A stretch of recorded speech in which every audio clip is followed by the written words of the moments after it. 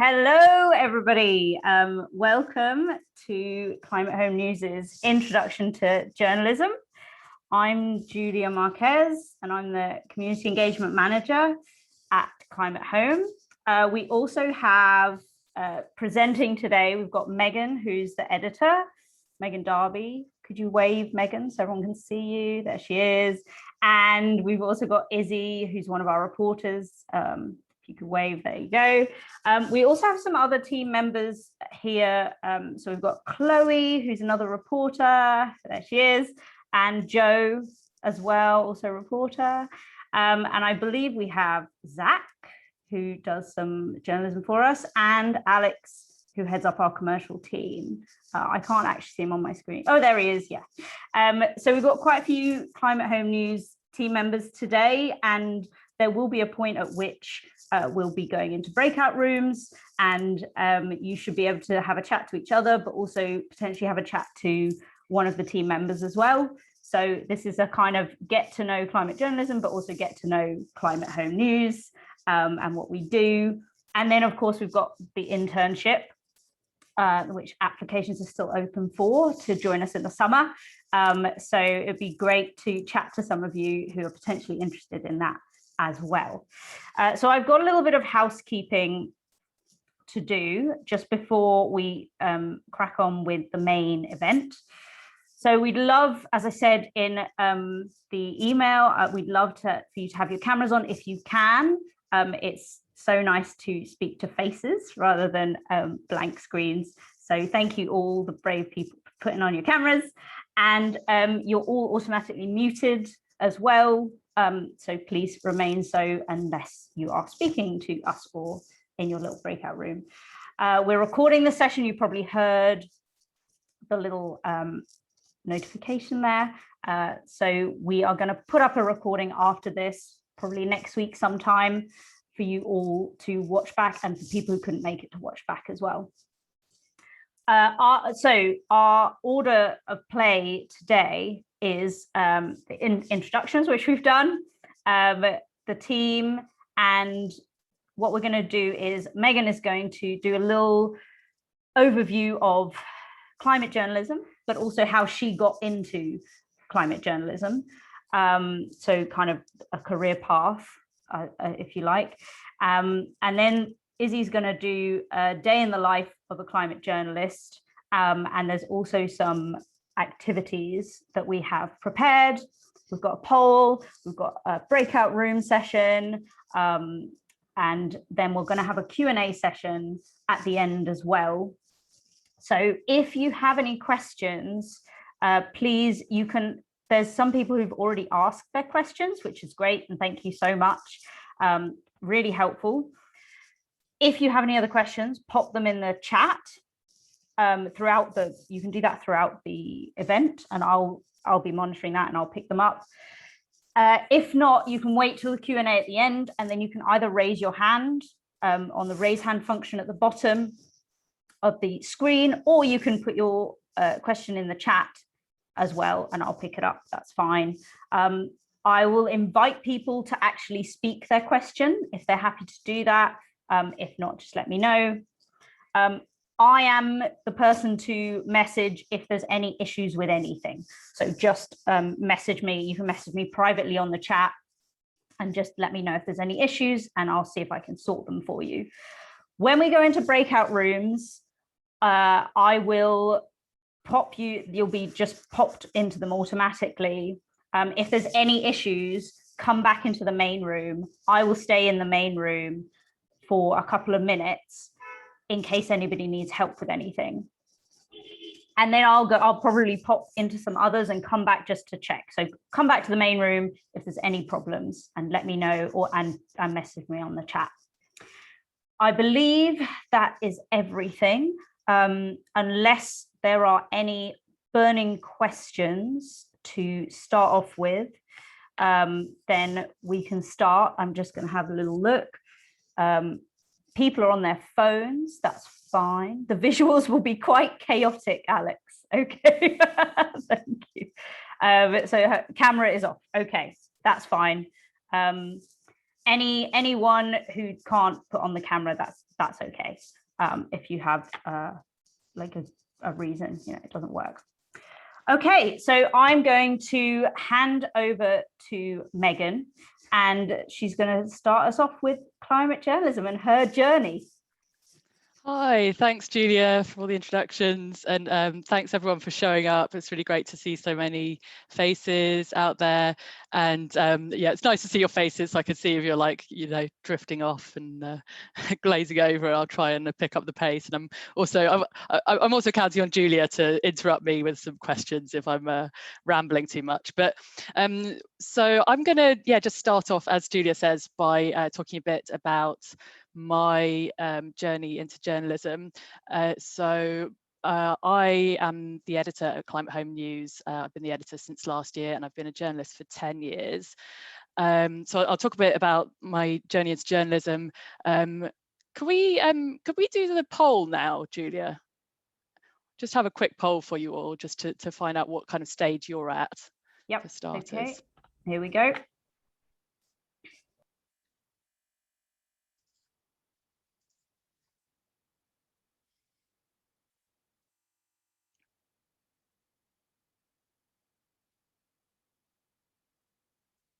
So I hope we've covered the main option, like the most likely options there. But if you're other, then that's fine.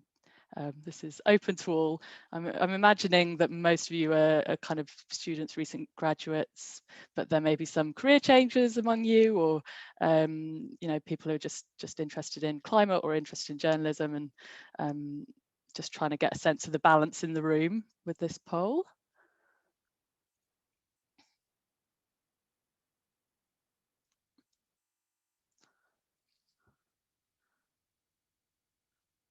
How long are we giving that? Should I carry on talking? We've had a minute so far. Okay. Has everyone responded? Yeah. We've had 97%. So pretty okay. much. Well, let's see the results then. Okay. Here we go. Okay. So we've got about a third of you are journalism students, a quarter early career journalists, some students who are not in journalism, and some other. Does anybody want to say what kind of other they are?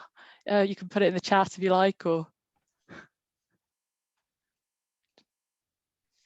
no, it doesn't matter. Anyway, okay, so most of you are sort of already on a journalism path.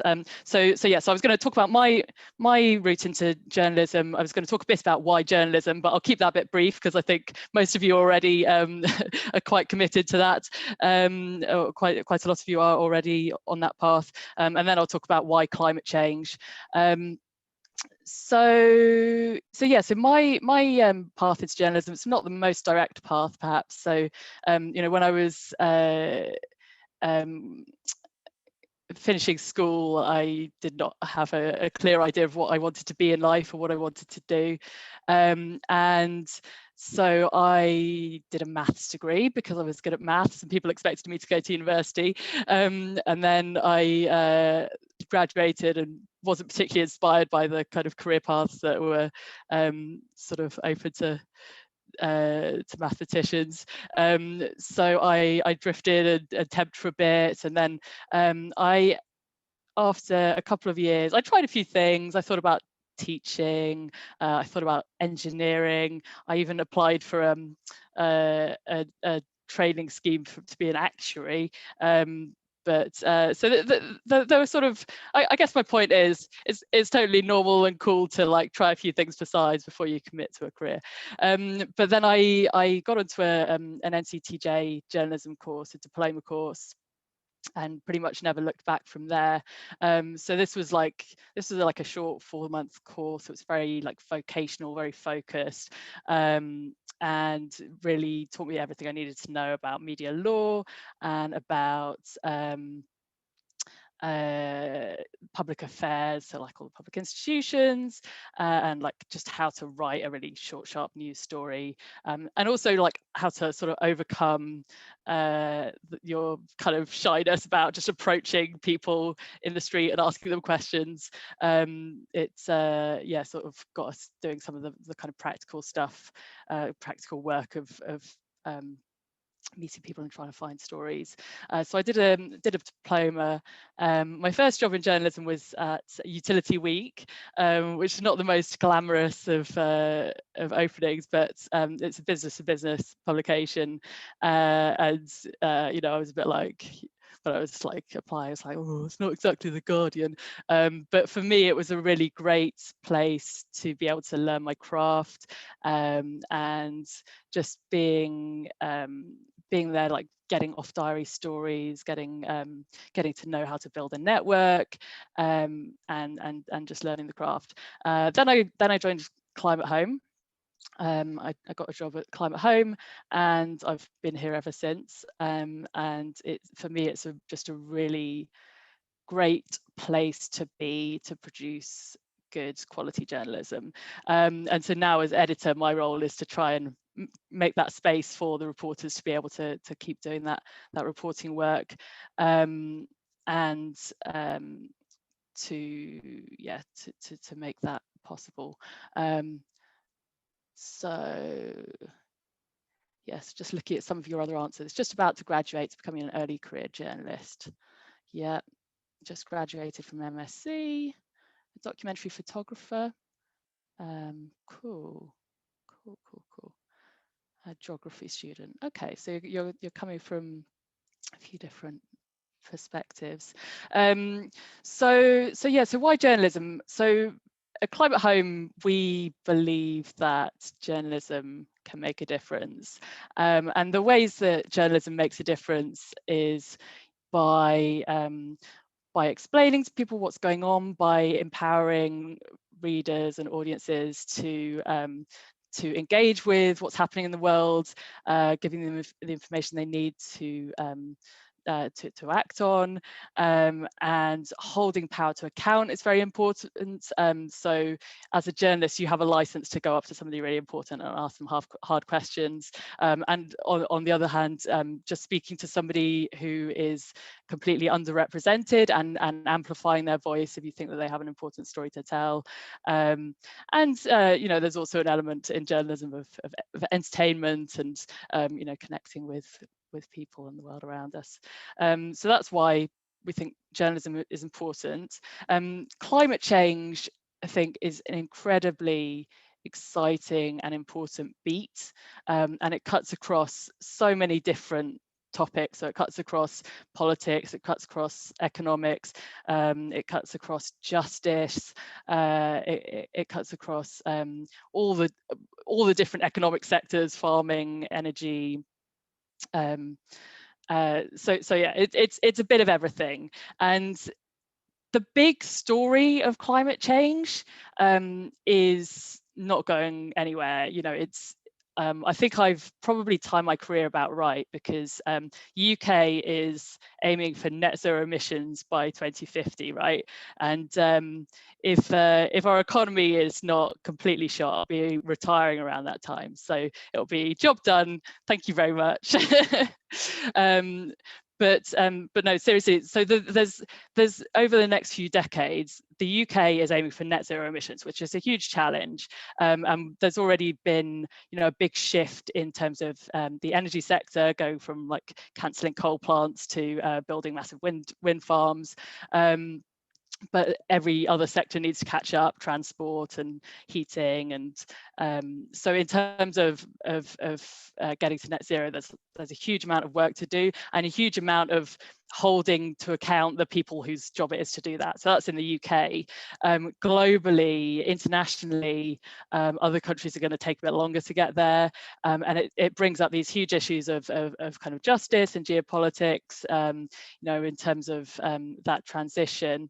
And then the impacts of climate change you know, they're going to be with us for the rest of our lifetimes. And we've seen some really extraordinary scenes this week from Canada, for example, which was, you'd imagine would be one of the kind of safer parts of the world from climate impacts, because it's relatively wealthy and generally quite cool in terms of temperatures. But a town literally caught fire because the temperatures were above 40 degrees for 3 days straight. So so you're seeing some like extraordinary impacts, and there's a lot of work to do in sort of building resilience. There's a huge wealth of stories over the next few decades. I think it's a really exciting beat for anyone, any early career journalist to get into. So that's a bit of an overview for you. Does anyone want to drop in any questions now, or should we go on to the next section of this event? Is Isabel was going to just do a bit of a day in the life of a climate journalist. But does anyone have any questions? You can wave or put it in the chat. Or use the raise hand and the reactions at the bottom as well.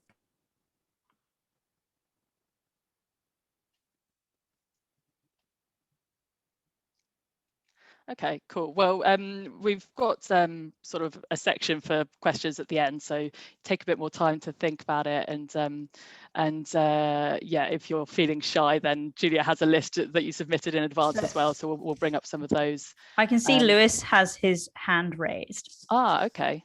I just wanted to ask how you found the transition from obviously doing a maths degree, which is quite different in comparison to climate journalism. I just wanted to, you know. Yeah, of course. Yeah, so maths, I mean, a maths degree, you learn how things like, you know, how to prove that the square root of 2 is irrational and stuff like that. So it's not been hugely applicable to my professional life, I have to say. But yeah, I think I did feel a bit daunted by, I'd always liked the idea of becoming a journalist and thought that maybe it wasn't for me because of the sort of choices I'd made in my education. I would say that being numerate is really important for the climate beat. So being able to understand numbers and statistics is a really big deal, because it's kind of a numbers game. You know, there's a lot of numbers. You know, the carbon dioxide concentrations and the emissions, and being able to sort of crunch those numbers and understand those is a huge plus. But yeah, I mean, I think the education system in this country does kind of encourage everybody to go to university, whether or not you have any idea of what you want to do with it. That was kind of my experience of it, and a lot of graduate jobs don't bear a lot of relationship to the subject that you might have studied. But I think some of you are coming from students of climate related topics like geography, so you've probably already have some awareness of these climate issues from that. It looks like Andrea used to be an engineer as well, retraining as a journalist. So yeah. Cool. Yeah, I actually used to be working in automotive engineering, and then I changed. I originally wanted to focus on culture and travel and those kind of things. But I became kind of active. So my perspective from the solution-oriented journalism is now more focused on climate and environmental things. That's great. Well, I think an engineering background can really help you out in understanding and explaining some of those like more complex topics. So yeah, that's great. There's lots of different ways to be a journalist, and lots of different kinds of knowledge and expertise that can find their niche in journalism. So that's really great. And yeah, we've got somebody from Vietnam. Do you want to give us a wave? Hi, hi, nice to meet you. Thank you for joining us. You're studying journalism in Ireland. Yes, I'm studying in Griffith College, and just learned shorthand, by the way. Ah, yeah, like I learned shorthand. I still use it. NUJ, kind of match to NUJ. Yeah. That's great. Yeah, I still use shorthand. I know a lot of journalists now don't bother with it, but I found it really useful. It's much quicker to transcribe than having to listen back to your audio afterwards. Cool. Okay. Cool. Well, nice to meet some of you. So yeah, Isabel, do you want to dive into day in the life? Sure. And then thank you for sharing all your, where you're from and what you do in the chat. And please keep sharing if you have questions as well, just put them in there and we'll try and get to them, throughout the session. So I'm going to talk a bit about day in the life. So what we do here day to day as climate journalists. So we basically work on a mix of news stories, and then we also work on longer term projects like features and investigations. And we really start our day with a news meeting, which is attended by the whole editorial team. And the intern will also go to this when they join us in August. And this is where we discuss what we're going to put in our newsletter that day, which gives like a snapshot of the big climate stories of the day for our readers. And then we discuss the news. What are we going to cover on that day?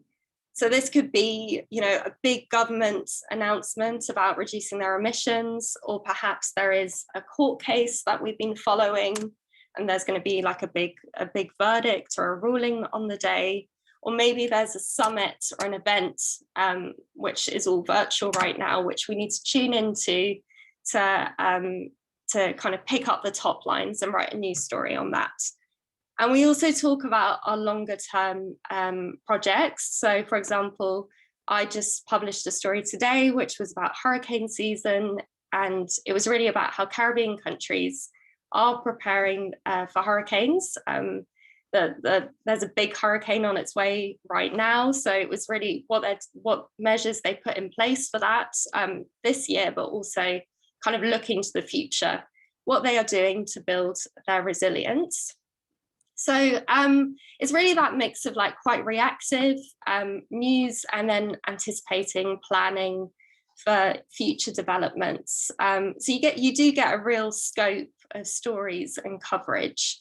And today I just thought I'd share with you 3 examples of the types of stories that we do. And feel free to ask any questions. I just wanted to give you a sense of the different styles and topics that we cover. So Alex, if you could move forward to, yes, this one.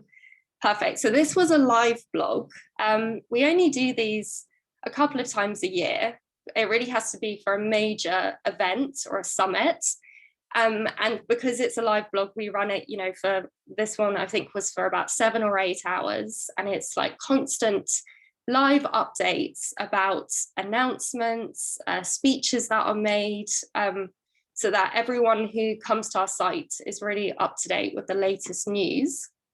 So this was to mark the 5-year anniversary of the Paris Climate Agreement, which was back in December. And the UK and France held a big summit to mark the occasion. And they brought together lots of world leaders. And it was really about them coming forward with new commitments and pledges on climate change. So of course, for these summits, there's always loads of expectations. So it's really about kind of speaking to people beforehand to get a sense of what's going to come up. And then on the day, it's about listening to all those speeches, summarizing them, but also analyzing them and talking about, giving our readers a bit more than just a summary. We want to give them some analysis and tell them, is it new? Is it significant? How does this compare to the situation before? So for this event, we also try and get commentary. So we use social media a lot. We have a big network of sources who we reach out to get comments from on the day and before. And then we give a summary of the kind of big takeaways of the summit. So here, the UK, for example, announced that they would end financing fossil fuels overseas. And they announced this at the summit. The next story is a news story, which is quite recent, and I covered it at the end of May. You might have seen it, you know, all the big media organizations covered it as well, because it was Shell was ordered by a Dutch court to slash its emissions by 45% by 2030. And this was a really big deal because it was the first time that a company has ever been held legally liable for its contribution to climate change. And so it was covered widely. Governments in the past have been ordered by courts to take more action, but it was the first time a company successfully has been held liable. So to cover this type of story, I tuned into the verdict, which was live streamed, and the press conference. And I spoke to the climate campaigners who had bought the campaign, you know, to ask them, what does this mean for Shell? What does this mean for its production? But it was also about the kind of wider context. So this, because it was such a historic ruling, I spoke to a lot of legal experts about what this means for the fossil fuel industry as a whole. You know, how is this going to set a precedent for future lawsuits? And many of them said that it could, you know, not just in the Netherlands, but around the world. So it's kind of giving that the news of the day, but also the wider analysis of the moment. And then the final story is an investigation, which I did earlier this year about the Mauritius oil spill. So this obviously happened last summer, and at the time it got a lot of press coverage because, yeah, it was, you know, obviously really shocking. And but like with most news, it dies down quite quickly after the event. So 6 months after it happened, I really wanted to look into what the situation was like now for the people living there, what had been done about, you know, many of the environmental concerns, the safety concerns, have people been compensated? So for this investigation, I went in with a lot of really broad, big questions, and spent quite a few weeks speaking to like experts from shipping, about oil, lots of quite technical topics, but also speaking to people on the ground in Mauritius about the situation. And yeah, I mean, basically the conclusions were that there are still loads of unanswered concerns. And a lot of people I spoke to said that if lessons aren't learned from this event, and you know, then there could be problems further down the line when it comes to marine pollution, future shipwrecks, because there were reports that this fuel had caused problems on the ship in the first place. With an investigation or a feature, what's really nice is that you have the time and the scope to kind of do that deep dive into a topic. So whereas with a news story, you're often on, you know, a tight deadline to get it all done. With a feature and investigation, you have more time to look into things, to speak to more people. You often explore different angles to your story, and then you bring that all together into one piece. So these are just, yeah, 3 examples of stories that we've done in the past, you know, 6 months. And if you have any questions about them, very happy to answer, or questions in general. Yeah, I can see a raised hand. Yeah, Lillian. Hi, yeah, I was just interested in, obviously, as climate journalists, you cover stories from around the world, but also I imagine you want to not be seen to be contributing to climate change too much. So how do you how much do you travel, I guess is my point. Like, would you travel to Mauritius? Obviously it's justified if you need to speak to people in the country, but how do you like go about doing that? How much travel do you do? Or do you try to avoid that? Or like, how does that work? Yeah, that's a really good question. Obviously with the pandemic, everything's been online, and that's also made it easier in a way for us to get access to lots of things which, you know, we might have had to travel to in the past. But in terms of like getting the kind of on the ground stories, I think what's really important is to have, you know, build a good network of sources, and to find people who are actually there who can tell you what the situation's like. And I obviously for some stories you probably do have to be there to get a sense of the situation. And we actually commission quite a lot of freelancers around the world so for those human interest stories where we want people to report, you know, on the human stories and go and speak to communities, we will often commission people who are there, because they're in a much better position than us to tell those stories.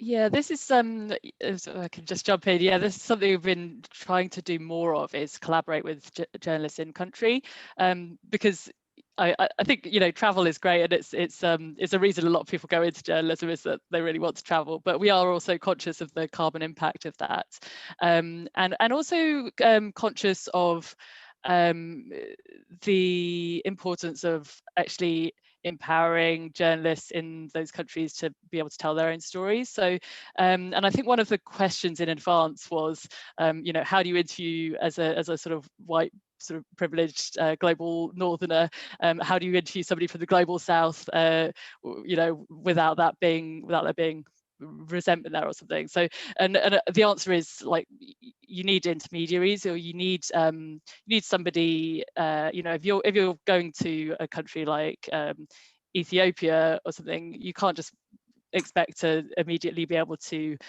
go up to and interview somebody. You need somebody like who has those community contacts to be able to translate and interpret and support that reporting anyway. And the model kind of always used to be that there would be, you know, sort of quote unquote foreign affairs reporter would sort of fly into a country, they would get a fixer who wouldn't get any credit, but who would, you know, it would generally be a journalist in their own country, who would be setting up those interviews and interpreting. I think, like, there's a bit of an awareness that that's sort of kind of unfair, really. So trying to work with journalists in the country, give them credit for their work, like a joint byline, but ultimately, you know, we're interpreting it and we're bringing it all together in a way that's kind of relevant to our international audience and compelling. So so there's a few examples in the last year of where we've commissioned a freelance reporter in the country to you know, go to communities and get those community interviews, and then we, working from the UK with our sort of climate expertise, sort of putting that in the context of the international climate politics. So one example was about a year ago now. There's a huge investment in Mozambique in a massive gas project. It was Total was involved, the French oil company, and it's in this area of northern Mozambique that's quite it's been quite destabilized. It's like Islamic insurgency, and the idea is that this gas project is going to transform Mozambique from one of the poorest countries in the world to a middle-income country, but that's not really the experience of people who are living there. You know, they're not getting the jobs. It's people who are sort of flown in from the big cities or from other countries, who are seeing the benefits.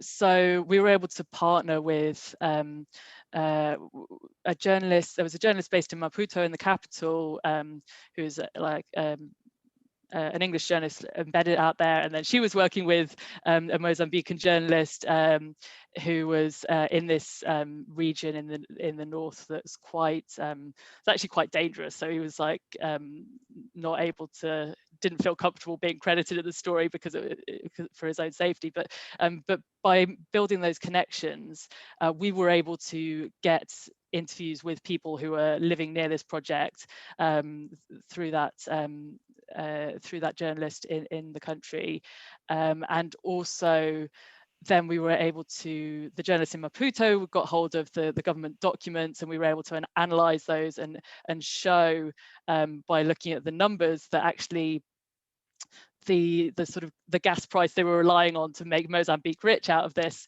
was probably not going to happen. Like, you know, it's based on very high gas prices that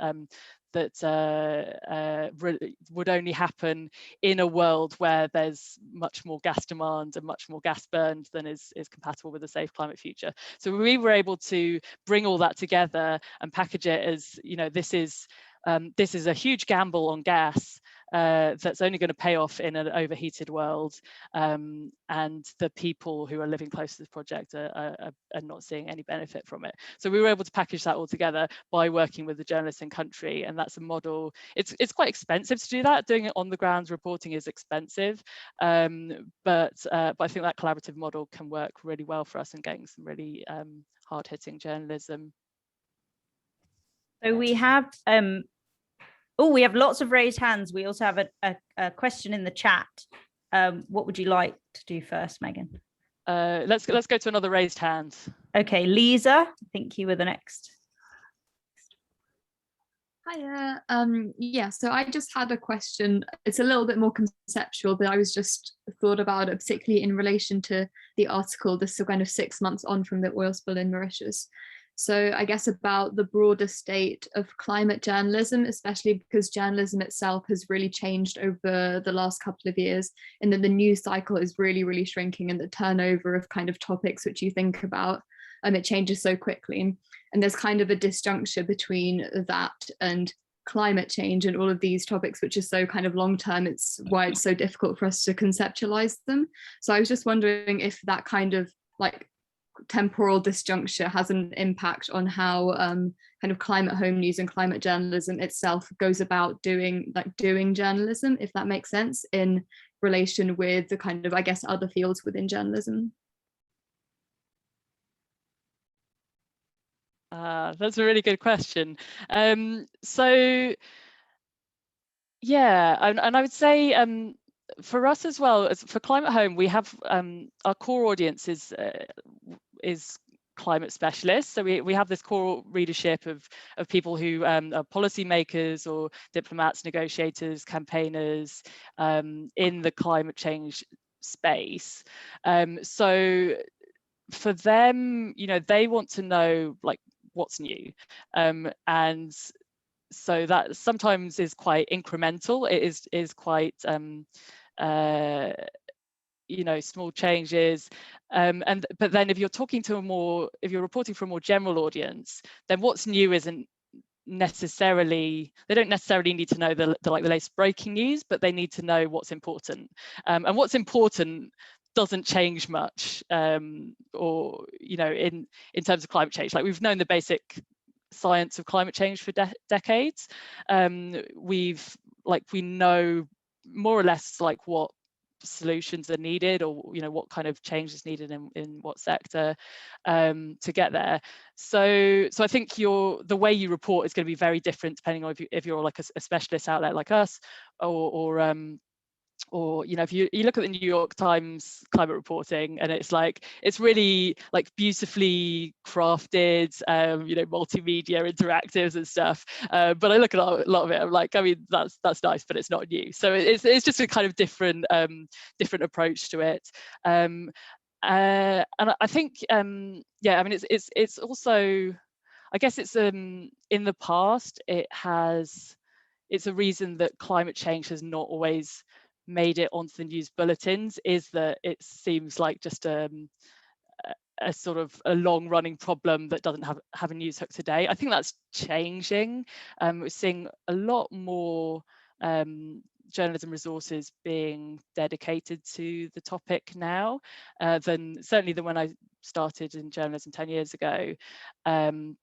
So it's not just specialist outlets, it's CNN has just hired a big climate team, and I think Sky has a daily climate news show now. Yeah, New York Times has a big team, as I mentioned.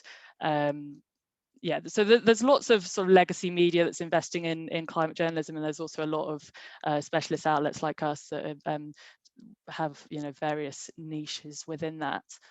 And there are things, I think the impacts of climate change are becoming more obvious and visible, including in places where maybe people previously, like in Western Canada, where maybe previously people thought their wealth would kind of protect them, that you know, that climate change was something happening far away to other people, and you know, now it's closer to home. So I think the salience of the climate problem has increased. There are a lot of news hooks for it. There is a lot of news, and there is also a lot of depth to the issue that sometimes merits like a deeper exploration or like novel storytelling methods as well, even if it's not super new. Does that answer the question? Yes, I think Lisa is nodding. Yeah. I've just seen in the chat that Bunmi has put a little note about that they covered oil spill regulations in Nigeria. I don't know, Bunmi, if it kind of links to what you were talking about to Total in Zimbabwe, Megan. I don't know if Bunmi, you want to come on. I don't know if you're able to. You have a question linked to that. If not, I can ask it. Bunmi, do you want to say hello? Hello, hi. You're on mute.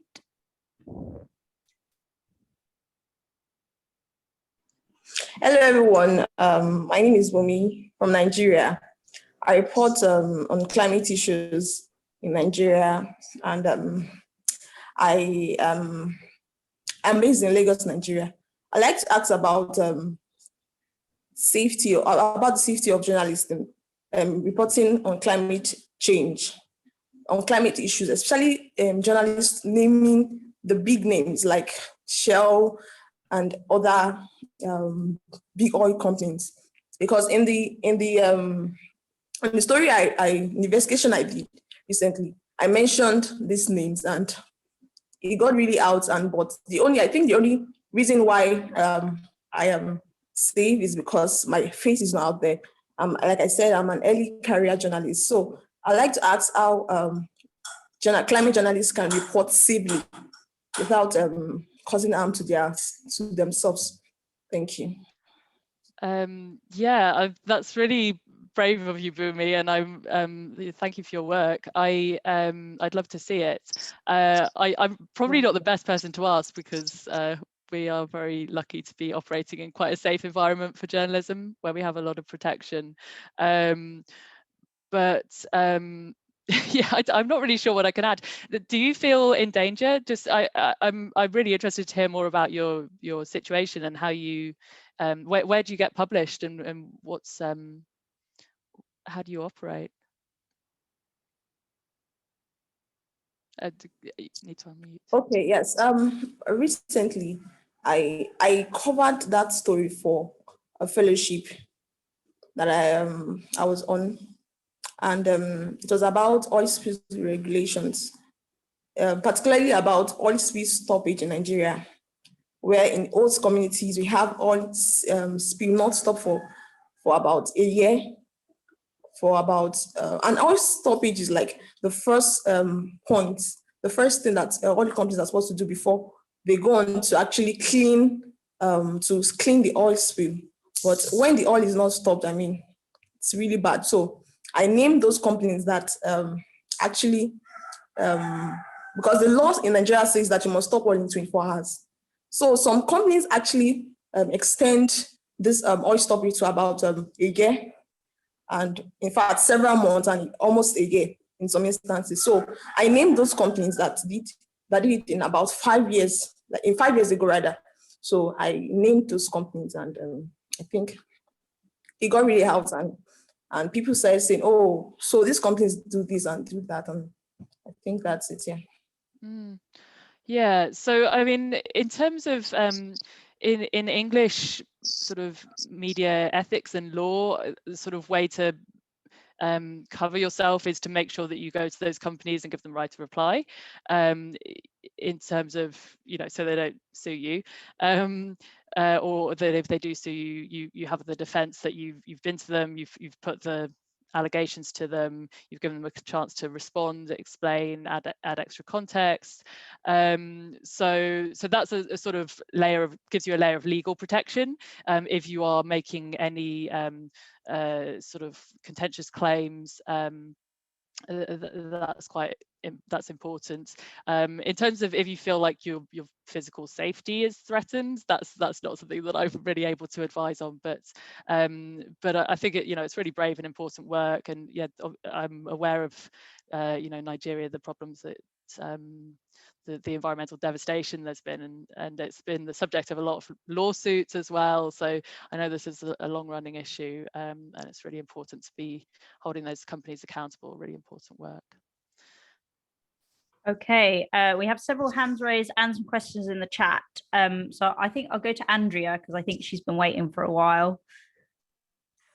Yes, I was just wondering, I think that kind of goes a bit with Chiara's question. What about local activism? So for example, in London, where I'm from, there are loads of stuff that that's been going on to do something to avoid rubbish, to avoid single plastic use and stuff like that. Do you cover these stories as well?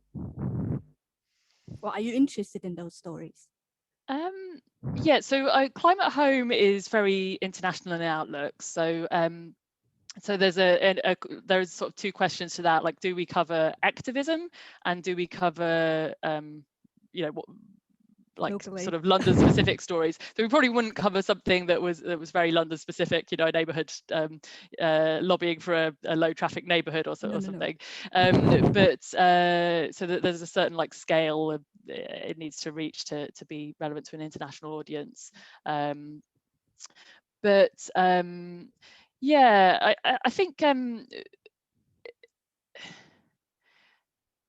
the question is, the thing is, like, reporting on protests doesn't tend to get a lot of interest. That's kind of fact of it. There's always complaints of media bias whenever there's a strike or a protest, and it's not front page on the BBC. But the truth is, like, readers don't really read it. So it has to be about what. It has to be about what is the message and what is the substance of it, and there are exceptions to this. So obviously Greta Tunberg has been hugely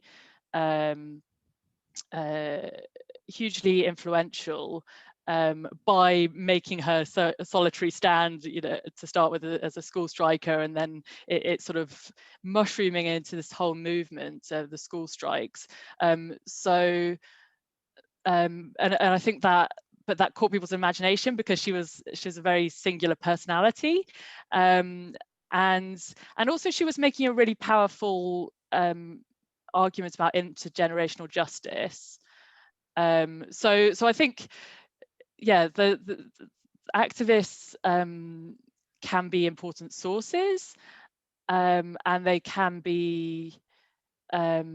It can be a story. Like, another example is when they're confronting powerful actors with direct action. So for example, like the Keystone Pipeline, you had like indigenous groups in the US sort of physically blocking trucks and stuff, so it's really just trying to confront these powerful interests, and when that could actually change decisions and change the outcome, that's when it becomes newsworthy. But yeah, some people marching up and down the street waving banners is like not in itself a story.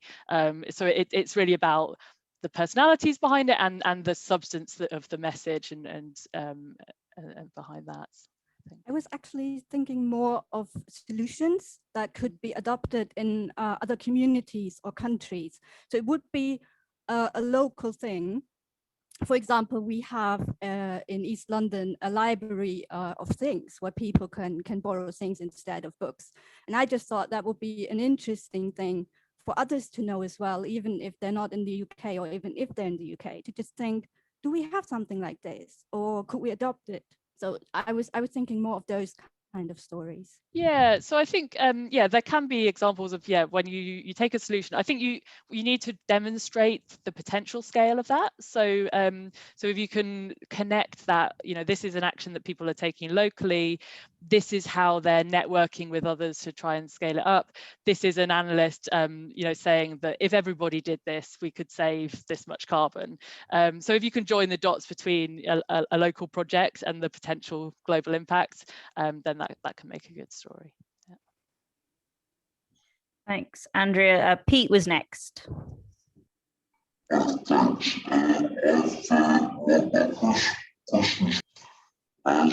Sorry, Pete.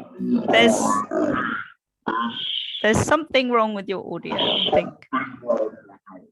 Unless it's just me. Yeah, no, it sounds like you're miles underwater. Chat. Yeah, pop your question in the chat. I can always read it out.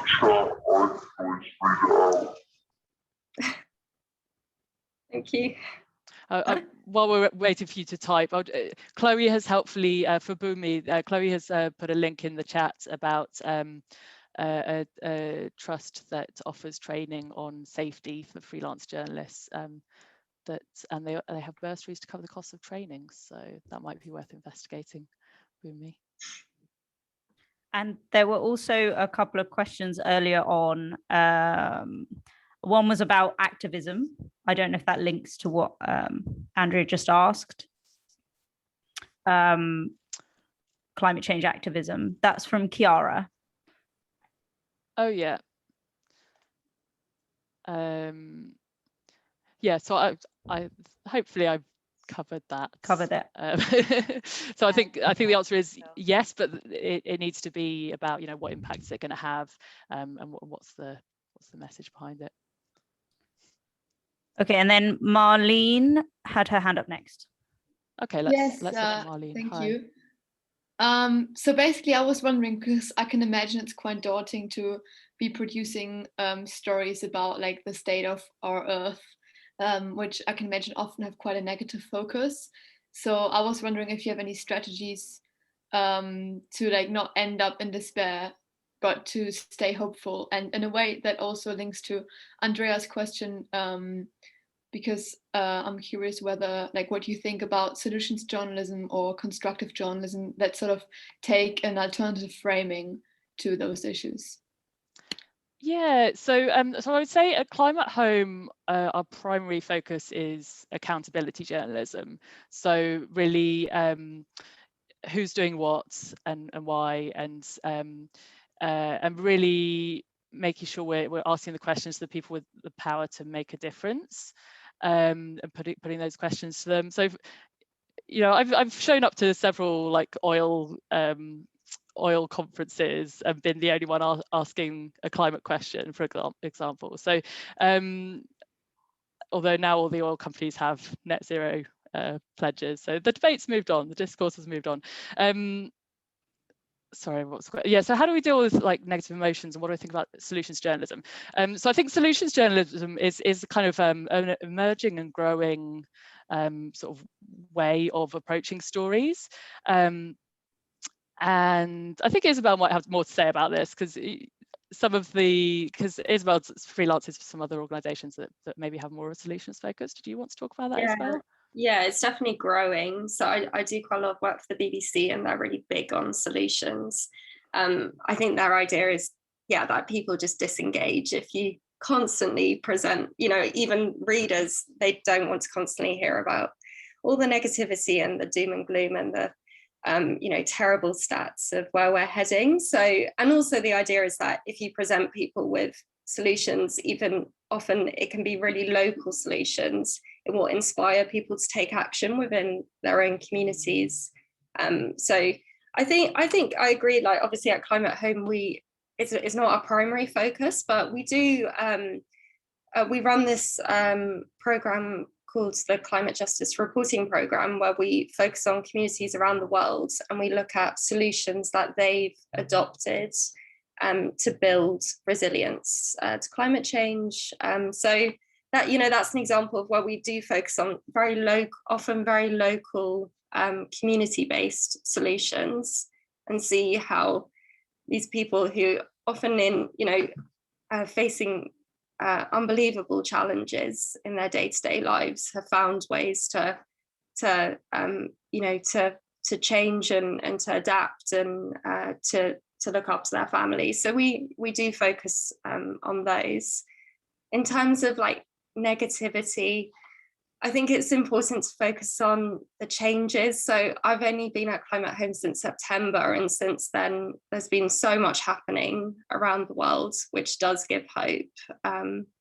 Like the fact that Joe Biden's now president and it was Donald Trump when I joined. The fact that all these major polluters around the world have set like quite ambitious net zero pledges, which a couple of years ago weren't expected. So I think when you report on it day in, day out, you are aware that there are changes happening, and sometimes they're really incremental and slow, and it's still important to analyze them and see if it's just, a lot of words or if there is action behind it, but there are changes happening. So I think it's important to track those and focus on that as well. Yeah, and I think it's a bit depressing if you look back and, for as long as I've been alive, the science has been clear, but emissions have kept going up. And, that is quite depressing, and the impacts have been getting worse. But it's kind of a dynamic situation. So like the finance landscape is moving very quickly, shifting very quickly away from fossil fuels, and we do in our work speak to a lot of people who are working really hard to try and solve this problem in different ways. So that does create a sense of hope. But I think our primary duty is to tell the truth, and we're not here to be the kind of therapist for the audience, but this is definitely a very live debate in the climate communications community. Like what is the correct balance of fear and hope, and what kind of stories sort of engender that. And yeah, you'll find a lot of different answers, but I think if you are feeling anxious, then talking to people who are doing something positive, and highlighting those voices and those actions can really help. Great, thank you. Thanks. Oh, Pete, have you sorted your audio? I think so. How's that? Yes, much better. Thank you. Cheers. Yeah, my question is about mental health as well. As I've learned more about the climate and ecological emergency and the scale, the urgency, and more about the government inaction, I became depressed and despairing. And solutions like individual action, I learned just isn't enough on its own, and societal change really scares people. And I want to bring these crises to the public's attention. But what if, like me, they aren't prepared for it? What if they can't deal with the eco-anxiety or the climate grief? How do you report this stuff without these guys going nuts?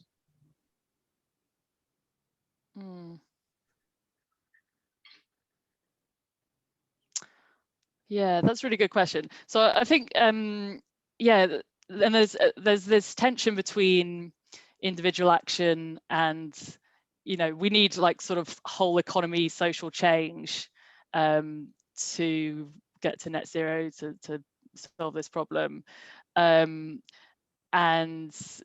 often like there's a bit of a risk with the kind of solutions journalism that it's like, oh, you turn your light bulb off when you leave the room, and it's like actually that isn't gonna cut it. But I don't think they're in opposition. You do see that when people make a personal commitment to lifestyle change, that inspires other people around them. And that's part of Greta's story, is that like she was anxious about climate change, and she convinced her whole family to go vegan, and she committed to not taking flights and so on, and that inspired people and gave a real sort of credibility and power to what she was saying to her message. So I think by connecting people, there's also, you know, solutions is not just about like a technological fix. It's about what kind of changes do we need in our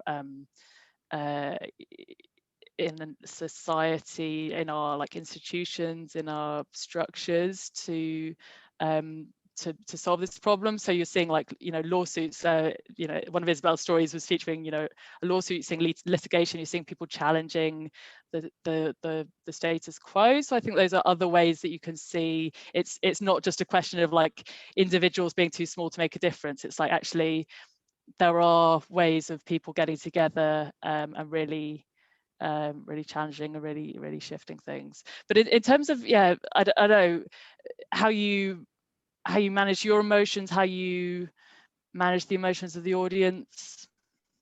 Well, personally, I joined Extinction Rebellion, and that gives me a sense of community. But, you know, we went on a big march with thousands of people in London, and that was not reported by BBC or BBC London, even regional news. So, you know, we are trying to make a lot of noise, and we're doing our best to save our own mental health as well as the future of every child on the planet. But when it doesn't get reported, it can be quite dispiriting.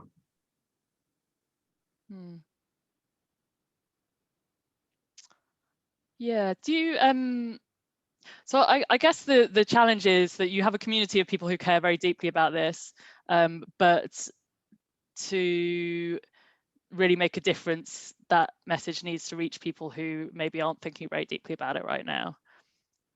So the challenge is how you engage them within the issue, right? Well, yeah, in a sense, but also, I mean, the big changes need to be made by media as well. So media telling the truth, for example, is a big slogan that we have. We don't think the media are doing a good enough job. Rather than addressing individual action, individual change, which is, I think, what a lot of media tend to focus on, it needs more governmental change, more, you know, targeting at big institutions and government level stuff. They're the audience, I think, but they don't seem to be listening too much. Yeah, and I guess there's a question about to what extent journalists and journalism can be activist, is because I think there's if you're an activist looking for a specific outcome, then you're going to come at the problem differently to if you're a journalist trying to explain and engage people. And I don't think that, so I mean, I think journalism has to be informed by your values. I don't think that you know, it's realistic or desirable to be neutral, because you know, the stories you tell are going to be motivated, the questions you ask are going to be motivated by your values. Like, I think this is important, and that's why I'm going to ask these questions to these people. That's why I'm going to amplify this voice. That's why I'm going to you know, put this question to this person in power. So I think journalism has to be informed by your values, but if you're seeking like a specific outcome, or, you know, you're kind of set on a particular outcome, then you're kind of veering into activism, which is a sort of valuable, can make a valuable contribution, but it's quite a different approach to things.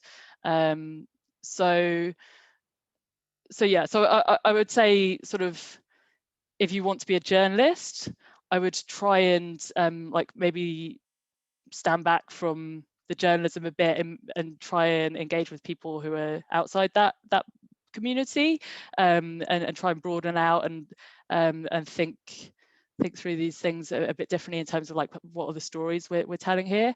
But, you know, if you want to be an activist, then I'm probably not the best person to advise on that. Or if you want to be a campaigner and achieve particular outcomes, then that's kind of a different discipline. Okay, I've had a question from Tomas in Peru. He needed some help with translating from Spanish, but he would like to ask if we have research. So if we, sorry, I just need to find it. If we have research priorities, or we prioritize research at all in our reporting at Climate Home, or as a climate journalist, in fact. Sorry, I don't quite understand the question. I don't know if Tomás wants to come on. Tomás, ¿quieres hablar? Hi, Hi. My name is Thomas. I am from Peru. My question is about your research priority research. I am sorry, my English is very bad. Sorry. This question is the research priority for you. So thank you, Thomas. So we're not researchers as such, but some of the topics that interest us to investigate are new fossil fuel developments, coal, oil and gas, and that whether they are compatible with climate goals, and who is challenging that. We are interested in forests are a very hot topic at the moment. There's a lot of issues with the ways that we try to protect forests and finance that, and selling that forest protection as carbon offsets brings up a whole range of problems. So that's a kind of issue we're interested in.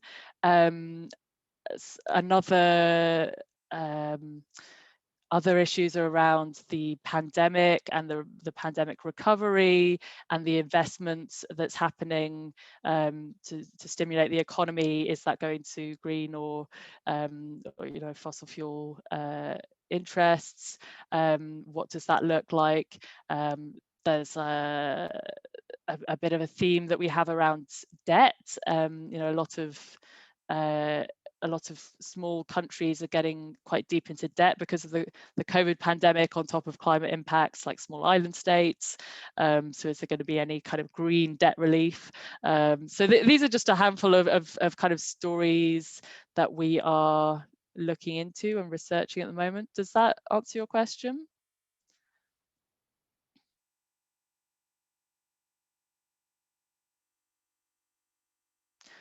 Okay, let's move on.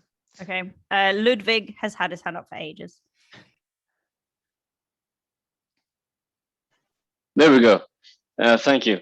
I think you're doing a really good work. I've been reading Climate Home news for about like 2 months, maybe, and I'm particularly interested in the carbon offsetting industry. And I was just wondering if you have like a general view on that industry, and especially the future of the carbon offsetting market, I guess. I can see Chloe is dying to answer this question. Do you think, yeah, because personally I think like it works on small scale, but like when you scale it up real big, it's going to be it's going to be how do you say catastrophic? Bad. Catastrophic, yeah.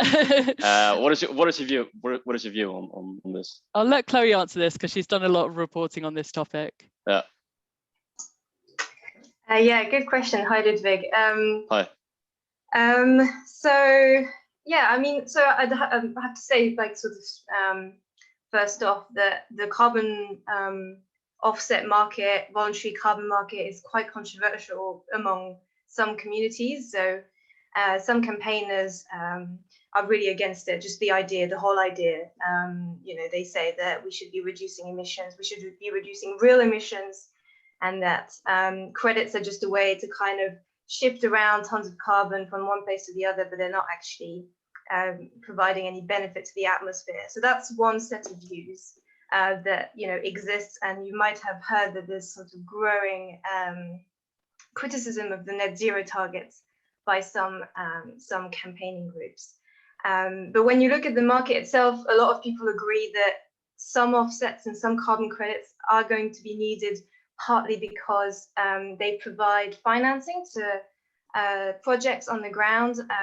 So, for example, that could be protecting forests somewhere, that could be investing in clean cooking, that could be, helping communities protect ecosystems, or there's a range of conservation issues and sort of carbon cutting small scale projects that could be financed that way, particularly in developing countries that don't always have the funds to do so.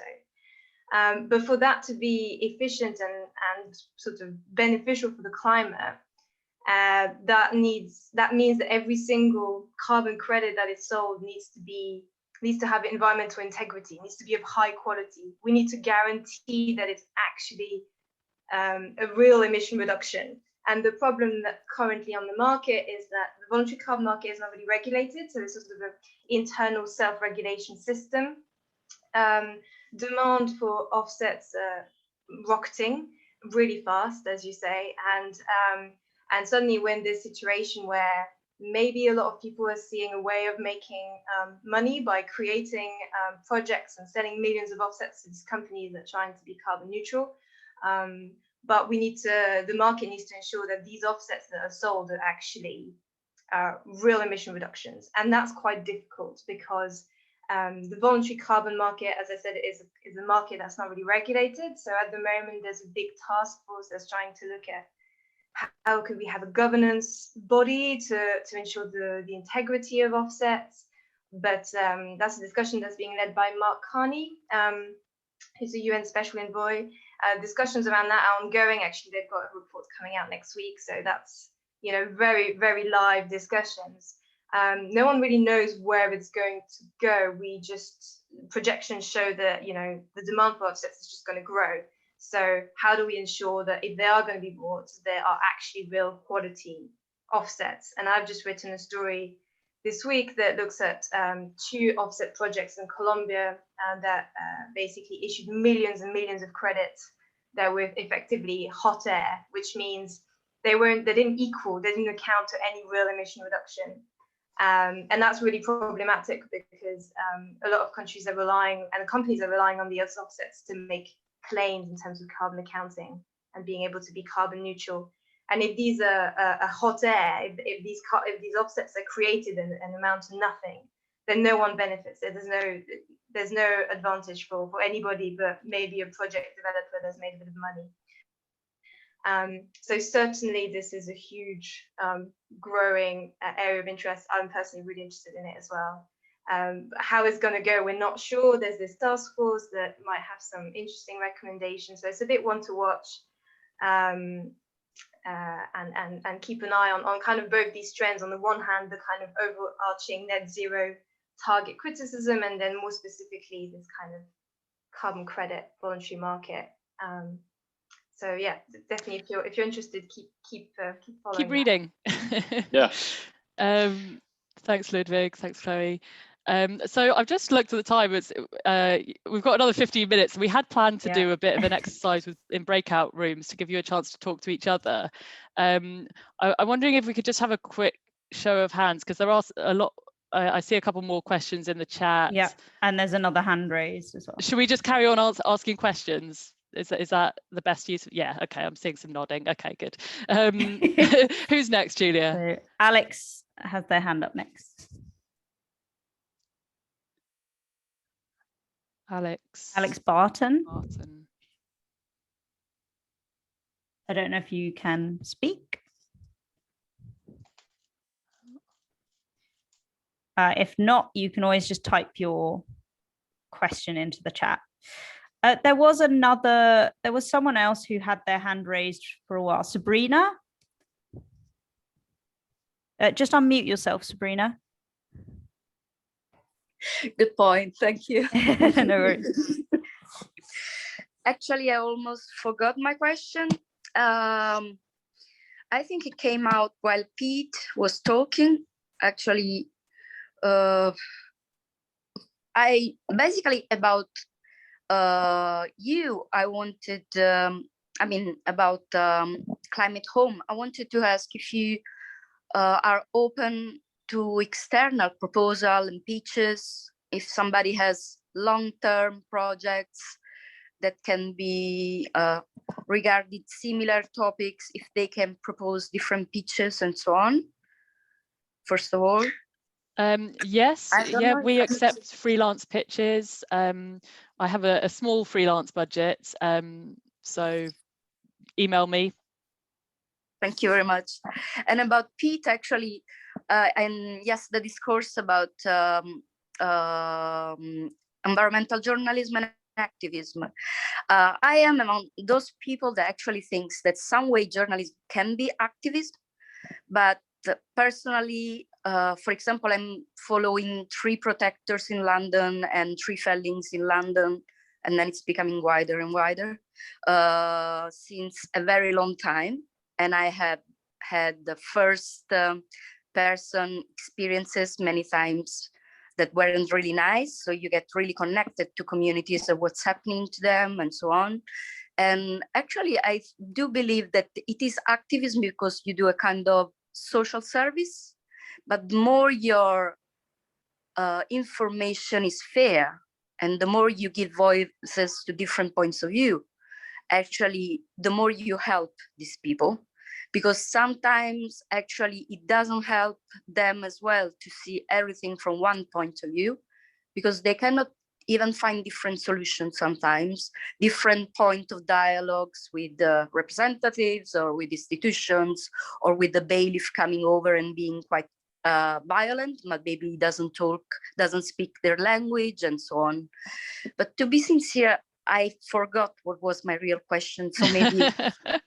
Okay. Well, thank you for sharing your experience, Sabrina. I agree. It's good to bring in some different viewpoints. I noticed that in the written chat, Yanni had a question. Yeah, Yanni. A little while ago and has been waiting patiently. Would you like to say your question, Yanni? Talk about your experience.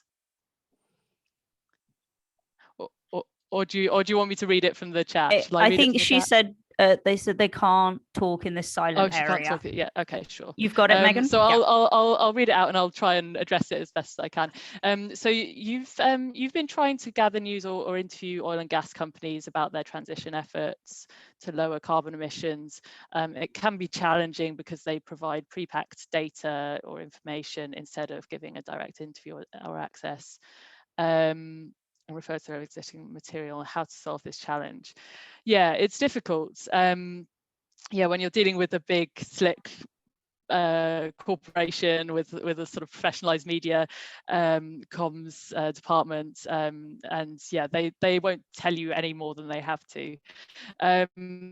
So basically you need leverage, and this is where you'll often find that campaigners or think tanks or activists are doing that kind of more investigative research.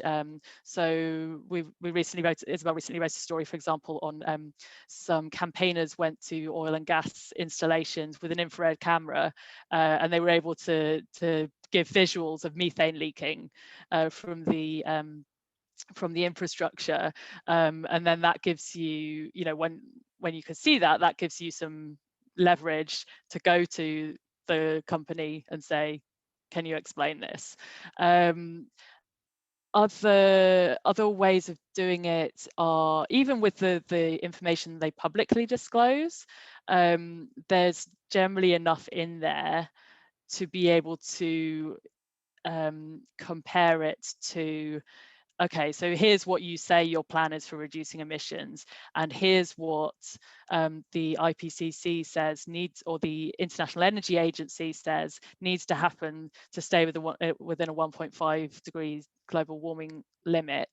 So the International Energy Agency has recently published a report on what needs to happen in the energy sector to get to 1.5, which was a really important development because they're quite a conservative institution, and previously they've been publishing these scenarios for the future of energy that, like, well, it's still going to burn a lot of coal, oil and gas, there's still a lot of demand for it, and they've come under a lot of pressure because the risk is that that's a self-fulfilling prophecy. It's like the IEA says, there's going to be lots of demand for gas, so let's produce more gas, and it becomes sort of cyclical. It sort of justifies more fossil fuel technology. So the IEA report is really useful point of comparison. So if you're sort of going to an oil company and you're looking at their reports, seeing if you can find. So I think the IEA said that basically globally, oil production needs to decline by 4% a year. Is that right? Chloe, nod at me if I got that right. You'll remember. Yeah. So so you can sort of say, okay, this is what the IEA says needs to happen for 1.5 degrees. You, an oil company, you're planning these new oil fields, or can you explain how that fits, or look at their numbers and find where it doesn't fit, and then go to them with that question. So basically, you have to have quite a specific question. You have to have some leverage. You have to have some ammunition, and then to be frank, you also kind of need to have a platform for them to take you seriously, because if they're just like, oh, this is just a student asking awkward questions, then I mean, it's going to be hard to get answers, to be honest. Whereas if you're going to them and you're saying, I'm about to publish this expose in the New York Times, then they're damn well going to answer your questions. So I mean, it is hard when you're starting out and you're a student and you're trying to get answers. But I would say, like, when you're up against a professionalized media management operation, you need ammunition, you need leverage. Does that answer your question? Yeah. Then there was Nicole Chang has a question about pitching. Nicole, would you like to come on? Hi. Yeah, I have a really basic question, just about pitching stories. So maybe for context, I can tell you that I'm a former staff journalist, but I covered a very general news beat, mainly involving a lot of day-to-day kind of breaking news. That's the story. It's very easy to know exactly what the angle is and what you're reporting on.